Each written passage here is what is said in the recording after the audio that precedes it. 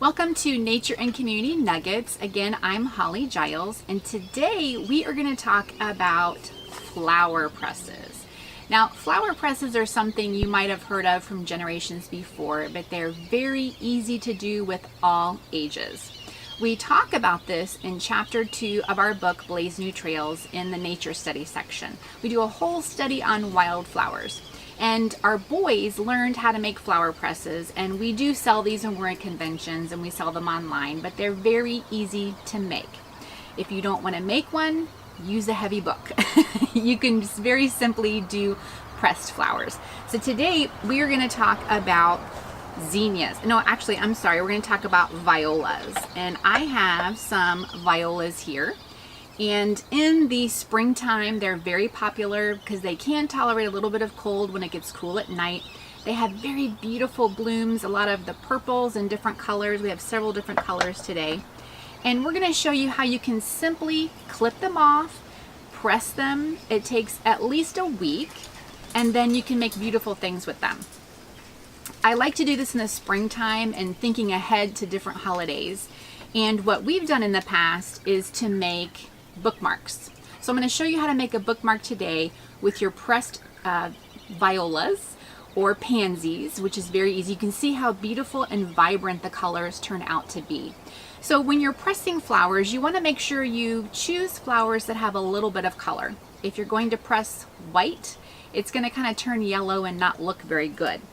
But you can go out and pick wildflowers. So this was a wildflower that we picked at a park. And it's got a lot of color left on it. Nice, beautiful, bright color. When you do a flower, what you want to do is clip it really close to the back of the stem, very close. And then what you're going to do is take your paper. And if you're going to use a book, I would use paper with your book, okay? Because we don't want to get any stain on your book. And we're going to press it flat, and you're going to make sure that your petals aren't folded over. You're going to press it nice and flat, and then you're going to take your another piece of paper and put it on top, okay? Now, if you're using a press, you're going to have pieces of cardboard. So you're going to put that in between your cardboard, just like that. Okay, and you're going to press it flat. When you're using a flower press, what makes the press is actually your pieces of wood with the screws. Okay, so you're screwing it down, giving it a really nice flat surface to dry. So a big heavy book is going to do the same thing. So maybe you want to use 2 pieces of paper. You can use construction paper. The manila color or white construction paper will do good. It will absorb any liquid that's in the flowers, and do it in between 2 heavy hardback books, and that ought to work just fine. So now once we're done pressing our flowers, you want to be very careful when you peel them off. It's going to take at least a week. You can check them if you still need more time. You can go back and check it. But be very careful, because sometimes the petals can be very delicate and break apart. But the good thing is if you're going to make something like a bookmark, you can glue it right back into place. So that won't be a problem. Okay? So that is how you use a flower press. There's lots of flower presses on the market. I haven't found one to be better than another. So if you can have an experience where you can make one with your children, the ones that we do are very simple. We like to sell them nice and plain so that children can paint them or decorate them and make them their own. And there's plenty of space to do lots of flowers throughout the season. And doing fern and something green works just as well too. So you can do lots of different things. Now, when you go to make a bookmark like we did, I used a piece of heavier duty paper. You could use construction paper if you want to.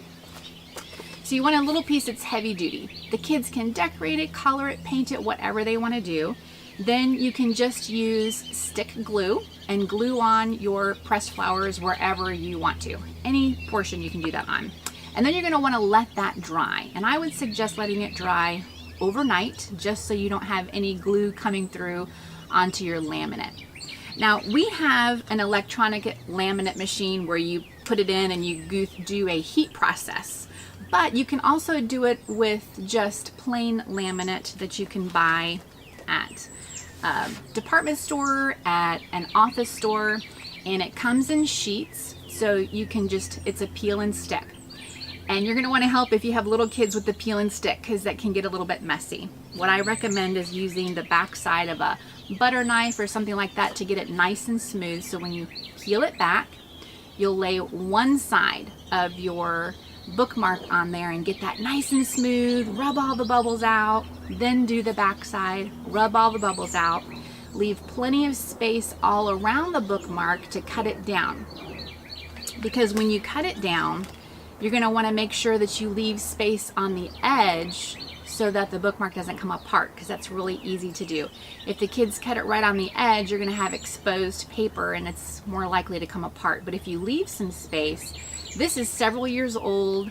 We just tied it with some string that we had. We had a little trinket to hang on there, and these are wonderful Mother's Day gifts.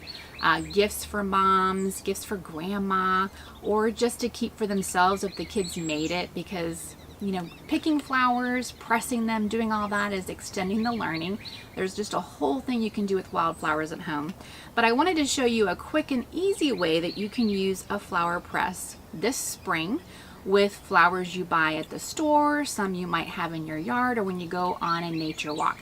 Just remember those few simple things. If you're going on a walk, taking a little cup or something, and even leaving some stem on the flower till you get back home to press them is going to help in preserving the petals themselves.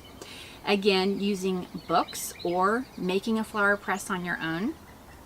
You can check our membership site on how to do that, along with our Wildflower Watch. We have a whole course on that, doing all those different kinds of things. And of course, we don't want to clip all of the flowers off of our violas because they're gorgeous and beautiful. I love to use them on my porch.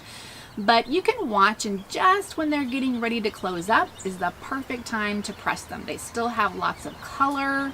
They're still beautiful and pliable. So they'll be able to lay flat for you and dry beautifully, and then you can preserve them for many years to come. So making a bookmark is just one way that you can use your dried flowers. Thanks for joining me this week on this Nature and Community Nugget, and we'll see you next week.